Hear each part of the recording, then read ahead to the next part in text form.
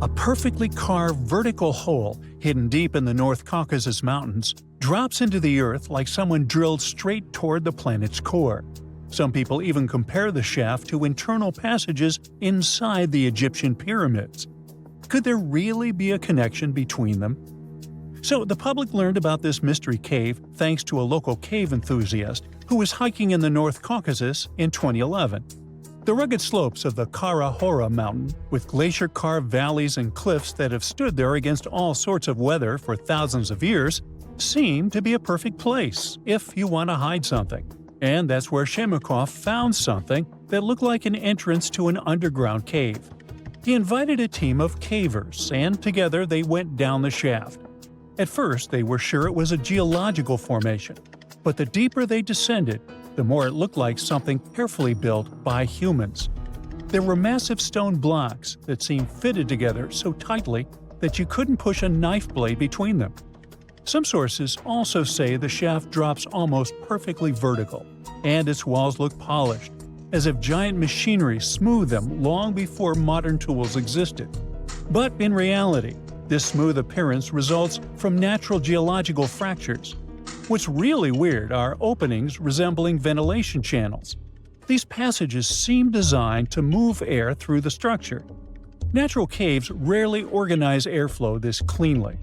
That detail alone makes researchers argue whether someone designed and built all this intentionally.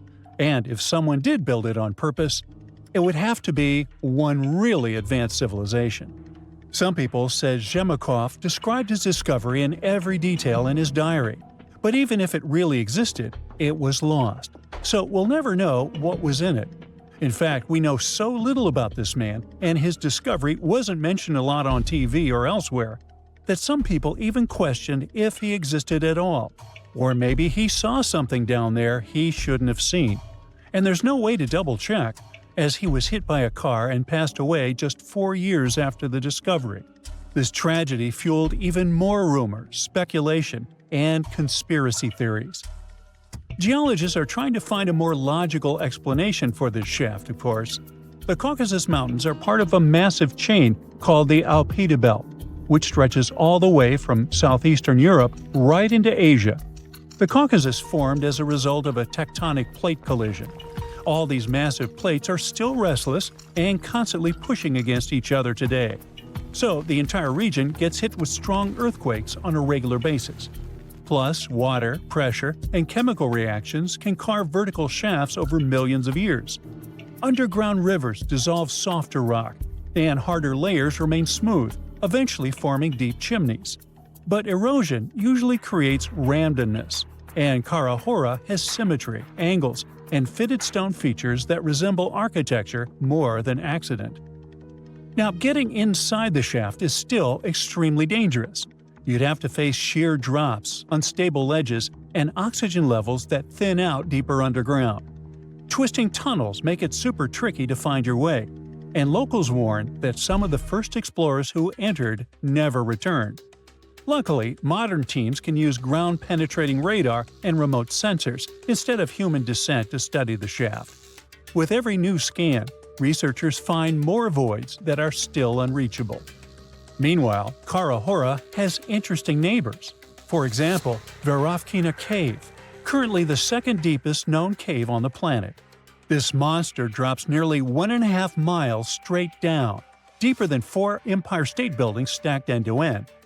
Explorers descend through freezing waterfalls, razor-sharp rock corridors, and vertical pits that swallow light completely. Temperatures here hover just above freezing, and underground rivers roar through darkness nobody saw until recently. If you dare reach the bottom, prepare for a journey that will last weeks of staged camps, ropes stretching thousands of feet, and absolute trust in teammates. One mistake down there means you'll be gone for good. Veryovkina constantly floods and reshapes itself year after year, so cavers have to deal with flood pulses all the time. Water cuts deeper into the limestone rock and expands chambers slowly but surely, and then, because of the volume, suddenly bursts through cave openings. But this doesn't stop scientists from going down there to measure oxygen, airflow, and mineral growth to understand how caves evolve over geologic time. and that's how explorers discover strange microbial life that somehow survives without sunlight and feeds on minerals instead of plants. These ecosystems resemble conditions scientists expect beneath icy moons like Europa or Enceladus. This means the cave could be a great training ground for future space exploration. But before we head to space, let's check out another super interesting cave system, this time in northern Spain. There's a chamber there which scientists call Pit of Bones. Explorers have to trek into a pitch-black underground maze to squeeze through a narrow shaft that suddenly drops straight down for 42 feet. At the bottom of that geological trap, you slide down a steep stone ramp into a cramped, muddy chamber that holds the largest and oldest collection of early human fossils ever discovered. It's a biological time capsule with the remains of at least 28 ancient humans, frozen long before modern history even began. Explorers also found over 6,500 fossil fragments mixed with the remains of at least 166 Ice Age cave bears, lions, wolves, and foxes that probably fell down the shaft by accident. But the human bones are a massive mystery because they seem to have ended up down there much earlier than the animals. Who these people actually were is still a huge debate. When researchers looked closer at their skulls and jaws, they noticed strong, super-early Neanderthal traits. Then things got even crazier when scientists miraculously extracted mitochondrial DNA from those ancient bones. It linked these individuals not only to early Neanderthals, but also to the Denisovans, a mysterious group of ancient humans found thousands of miles away in Siberia. It proves our ancestors were moving and mixing in ways far more complicated than anyone ever guessed. The drama doesn't stop at genetics, though. This dark cave might actually hold the world's first assassination mystery and its earliest funeral. Out of thousands of bones, archaeologists found absolutely no everyday tools or food waste, except for a single, carefully crafted quartzite hand axe they nicknamed Excalibur. Because of this, some researchers think the group intentionally lowered their deceased down the shaft with the axe as a ritual. It was probably a way to show compassion hundreds of thousands of years before we thought possible. At the same time, one of the skulls shows two identical lethal fractures that look exactly like intentional blows. To get the exact timeline for all this prehistoric drama, scientists use cutting-edge tech like electron spin resonance and uranium series dating, and finally locked down that is 430,000 years old. Now, let's jump across the world to another geological giant, Devil's Tower in Wyoming. The formation shoots nearly 900 feet above the surrounding land.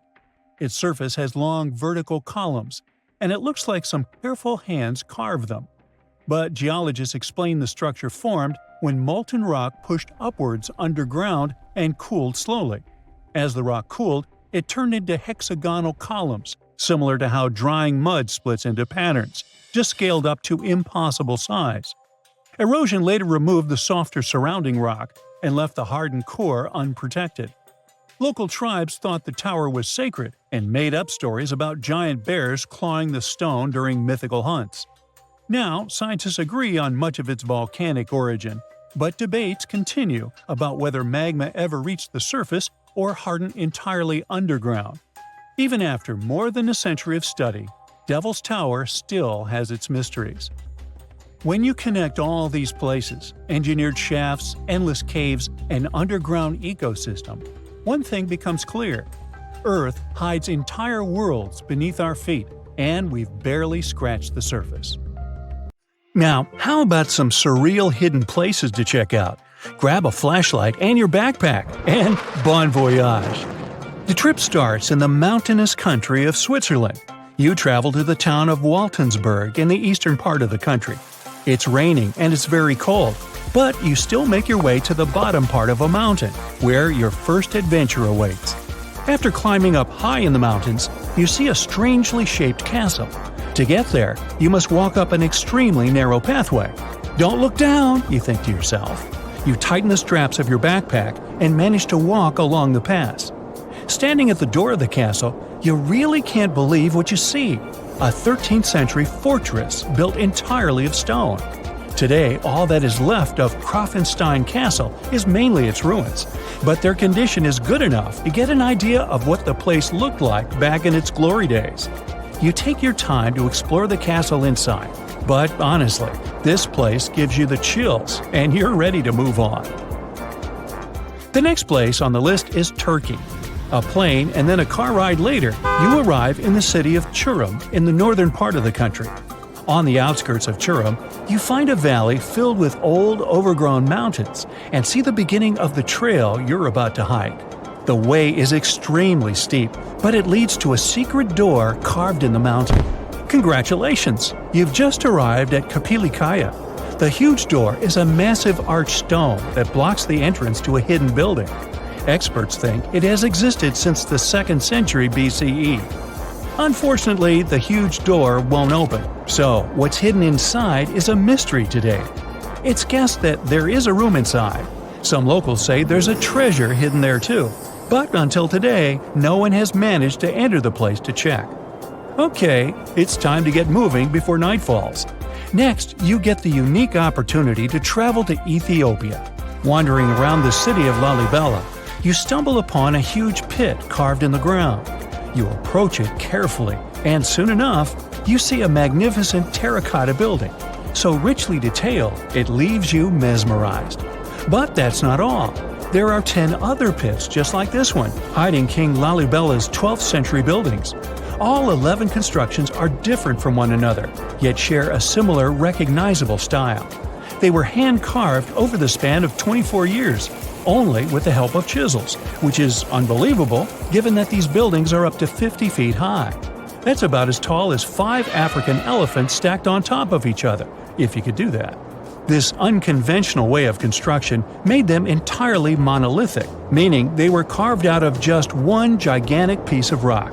Pretty impressive, huh?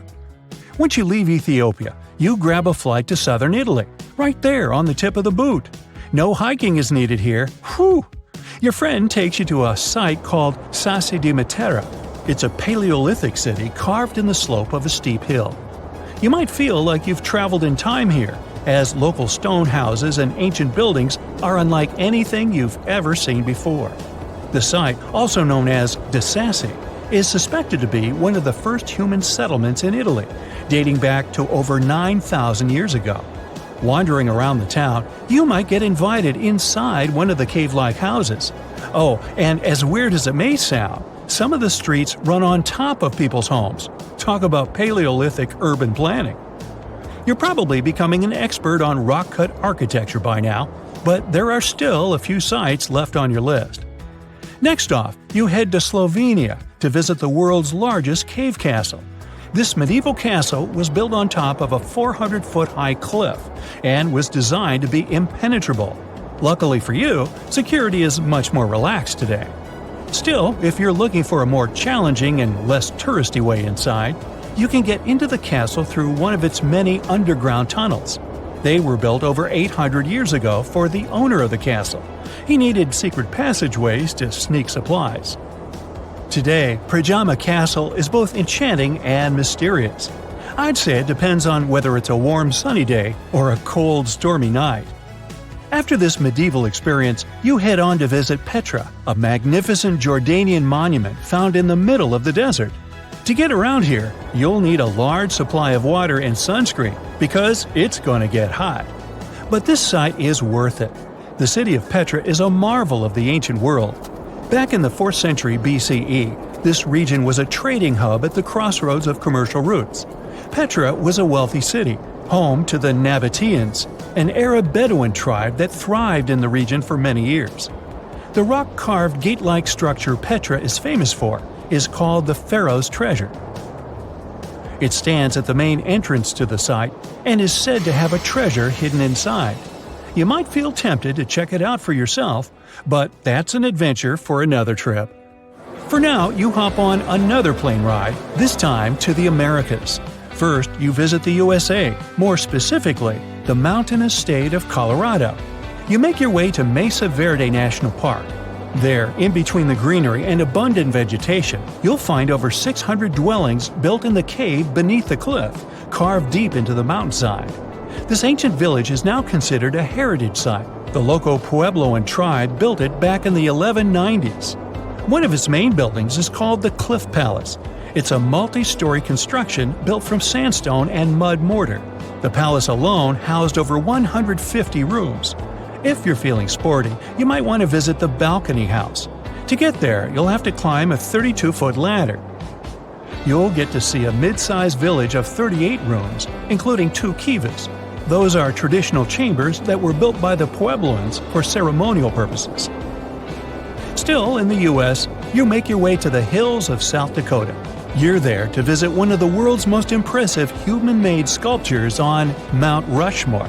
What's so mysterious about this place, you might ask?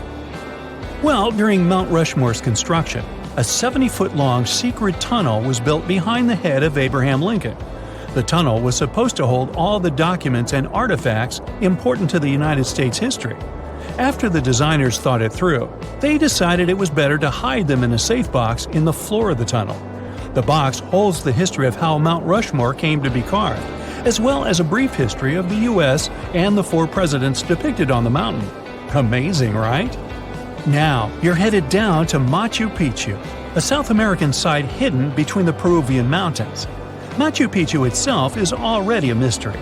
Researchers still don't know why or even how the ancient Incan civilization managed to engineer the stone-built citadel all the way back in 1450 CE. To get there, you must endure a 3-day hike, reaching the impressive altitude of 8,000 feet above sea level.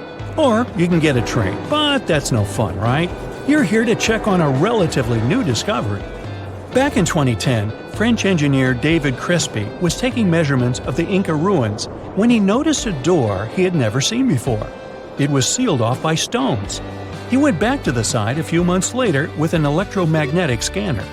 The scanner, which could detect objects behind walls, showed there were copious quantities of metals behind that sealed door. The researcher contacted the Peruvian authorities requesting to remove the rocks, but they didn't authorize it. As of today, the door is still locked. Whew, this trip was long, wasn't it? Make sure to get some rest, Indiana Jones. There's this interesting ancient site near St. Louis, Missouri, that a lot of people don't know about. It's called Cahokia, and it used to be a huge city with up to 20,000 people living there back in the 11th century. It's full of these massive earthen mounds that were built by hand, and the biggest one is still there today, at the Cahokia Mound State Historic Site. Even though we don't know everything about this civilization, researchers have been able to piece together some information from the remains they've found. For starters, they found some pretty old teeth at this site. After studying their appearance and structure, scientists suggest that a lot of different indigenous groups lived there. About a third of them came from other areas in the middle of the continent, which they figured out by studying the different levels of various substances in the teeth. And get this, the way the mounds are arranged shows that this was actually a planned-out city, not just a bunch of villages grouped together. The rulers lived on top of the mounds, while everyone else lived in other structures. It's amazing to think that they were doing things like farming, hunting, logging, pottery, and weaving, all within this one giant city. Right in the middle of Cahokia, there was this giant mound that was about 100 feet tall, and around it, there was this huge wooden fence. Inside the fence was the city center, which had a big open space called a plaza. Archaeologists think that the plaza was designed to represent the 4 cardinal directions of the world. It was like the people who built it wanted to create a place that was in harmony with the universe. The center of the city was where they held ceremonies and events, and it was such a big deal that people from outside Cahokia would come to be a part of them too. What became of this city? Hard to tell. Some people think that the reason it fell apart is that they cut down too many trees and the land got all messed up. Other scientists believe that's not true, because the soil was still in pretty good shape after the city was gone. The Europeans were not even around at that time, so they couldn't have influenced the downfall of Cahokia either. There's also one theory that suggests there were fights with other communities that caused the city to collapse. These days, there are over 65 preserved mounds, and you can even climb the steps of the tallest one. The best part is that local authorities are thinking of making it a national park, so you should totally plan to visit before it gets too crowded. Mohenjo Daro is another lost ancient city that's still surrounded by mystery. Located in modern-day Pakistan, it was a city that flourished during the Bronze Age, and it was extremely advanced for its time. It had things like water systems and fancy architecture that other cities didn't have back then.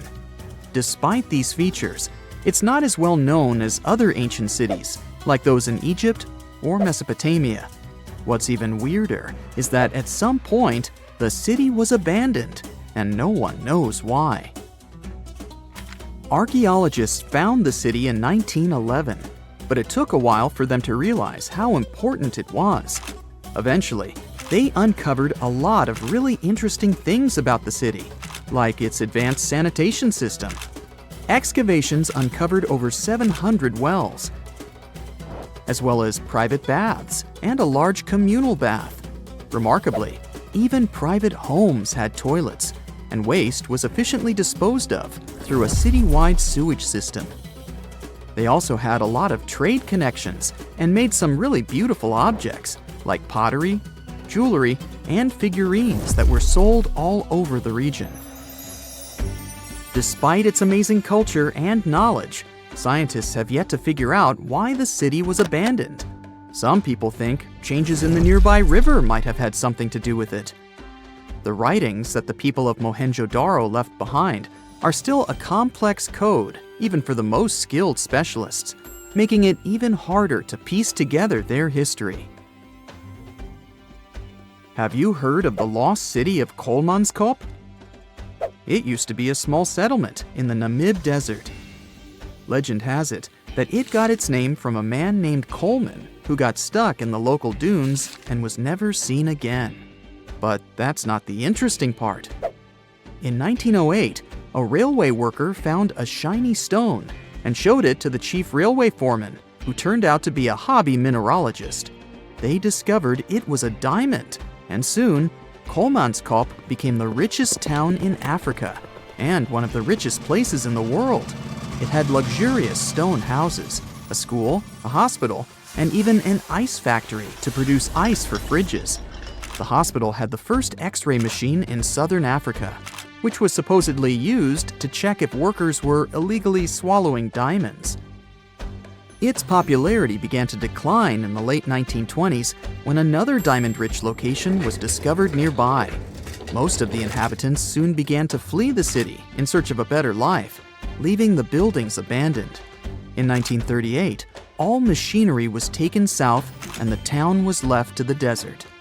The last inhabitant left Colemanskop between 1956 and 1960.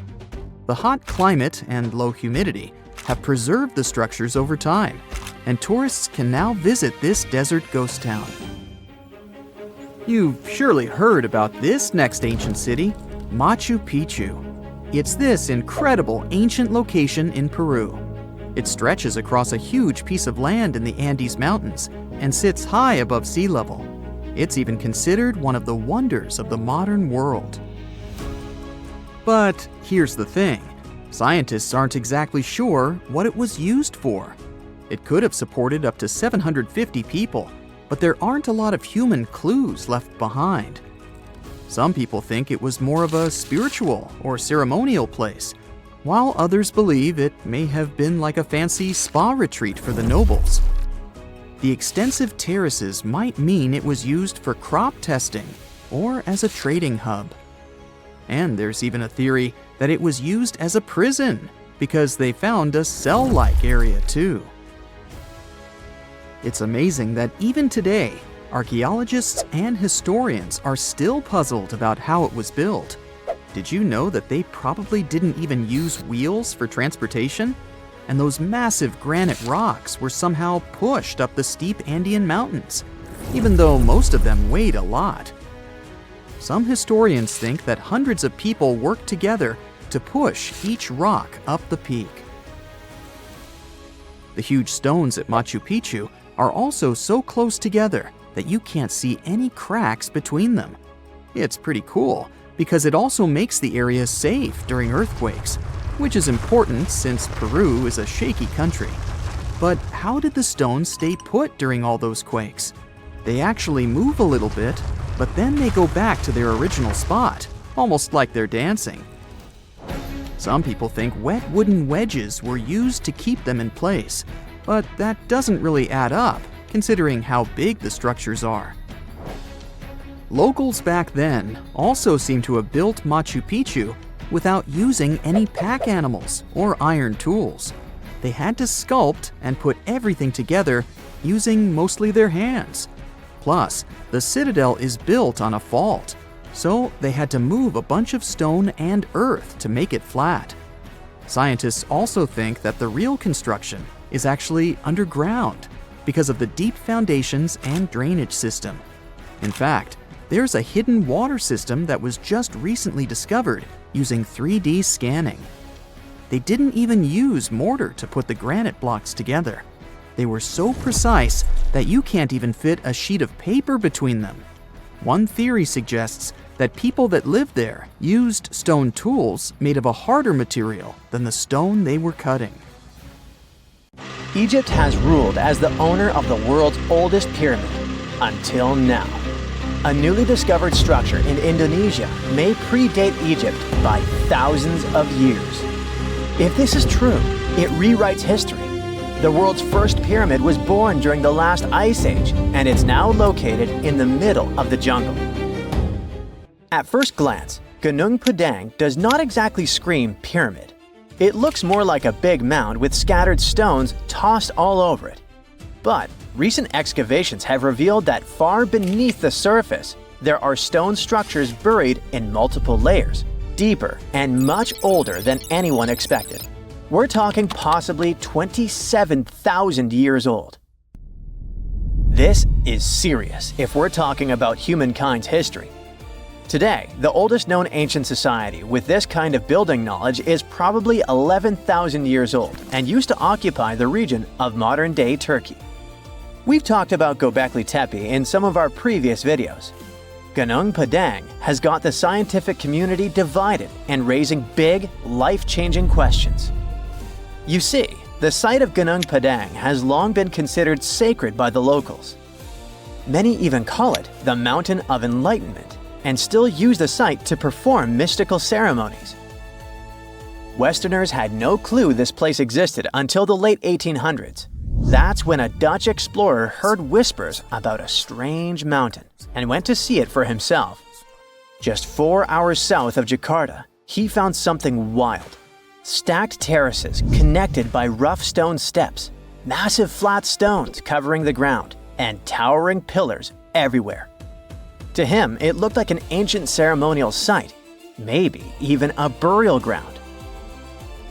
For almost 100 years, mainstream archaeologists simply ignored Gunung Padang. The story resurfaced when a group of farmers brought attention back to the mountain in 1979. By the 80s, researchers finally started digging and found pottery fragments dating back to somewhere between 45 BCE to 22 CE. But here's where this story gets interesting. Some studies suggest the deepest layers of Gunung Padang are between 16 to 27,000 years old. That means this pyramid could have been built during the last ice age. And if that's true, it's older than Egypt's famous pyramids, the ones we thought were the world's first. This whole theory comes from geologist Danny Hillman. His team used ground-penetrating radar, core drilling, and carbon dating to study Gunung Padang, and what they found was pretty wild. According to Hillman, this place is like a giant ancient layer cake, built in stages over thousands of years. The youngest layer is around 3,000 to 4,000 years old. That's roughly the age of the pyramids in Egypt. When you dig a little deeper, you find Unit 2, which was built between 7,500 and 8,000 years ago. But here's where things get truly mind-blowing. Hillman claims the deepest layer, Unit 3, could be as old as 27,000 years old. His study suggests that Gunung Padang isn't just a hill, it's a stepped pyramid, complete with chambers and hollow spaces hidden underground. Although there's not much info about these chambers. The geologist does admit his theory sounds crazy, but he says it's all real and legitimate data. Hey, this is just one theory. Those who disagree with Hillman say Gunung Padang was not man-made. It was nature-made. Maybe not the upper parts, which Hillman calls Unit 1. The lowest units, which are the units that could change our collective history, are the problem. To understand what the fuss is about, we need to look at the soil. The area that Gunung Padang was built on is filled with volcanoes, which means it sits on top of volcanic soil. Hillman's team drilled into the mound and found something odd. Younger soil wedged between much older rock layers. To them, this was a clear sign that the stones were stacked, not naturally formed. After all, in nature, younger soil doesn't just sink beneath ancient rock. That would be like discovering fresh ink beneath the pages of an ancient manuscript. You know, something doesn't add up unless someone put it there on purpose. However, skeptics such as volcanologist Soetkinel Braunthal argue that Gunung Padang is not a human-made pyramid, but rather the remains of an ancient volcano. He believes the mixed layers of young soil and old rock are the result of natural erosion and geological processes, not human construction. Volcanic activity can create unusual formations over time, and without clear signs of tools, carvings, or human remains, many experts remain unconvinced. The mystery boils down to this paradox. Are we looking at the ruins of a lost civilization, or are we simply misinterpreting the work of nature? Most archaeologists say that to prove an ancient civilization existed, you first need signs of culture, art, tools, structures, something man-made.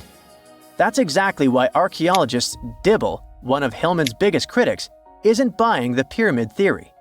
He argues that without solid proof of human activity, all we really know is that the soil in the mound is 27,000 years old, and that alone doesn't mean people were building pyramids back then. But here's the thing. The more we dig into ancient history, the more we find that our ancestors were capable of things we never imagined. The idea of advanced civilizations existing during the Ice Age seems far-fetched to many archaeologists.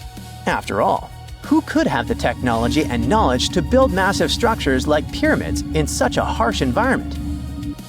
This is where some researchers, particularly Graham Hancock, come in. Hancock is known for his controversial theories that say that advanced civilizations may have existed during the Ice Age. The last Ice Age lasted from about 2.5 million years ago to roughly 11,700 years ago. During its peak, huge ice sheets covered large parts of North America, Europe, and Asia, making it a challenging time for human survival.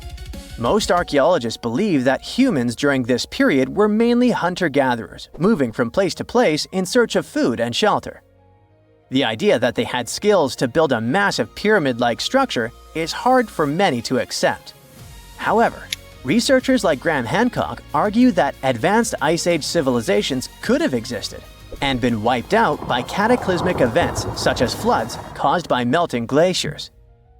According to Hancock, these ancient cultures may have built monumental structures like pyramids. One of Hancock's most notable books, Fingerprints of the Gods, explores this theory in depth. He looks at evidence from ancient monuments, like Egypt's Great Pyramid of Giza and the megalithic structures in South America, and suggests that these could be the remnants of a forgotten civilization. Hancock's theories imply that knowledge and skills passed down from this ancient culture were eventually rediscovered and used by later civilizations, like the Egyptians and Mayans. If we apply this to Gunung Padang, the idea becomes even more fascinating. Could this ancient site in Indonesia be a remnant of a long-lost civilization that existed during the last ice age? We'll have to keep digging to figure this out. Either way, while scientists debate the origins of Gunung Padang, local myths offer a different explanation. One of the most famous local legends tells the story of King Siliwangi, a powerful ruler who wanted to build a grand palace in a single night. With supernatural strength, he began stacking enormous stones to create his masterpiece.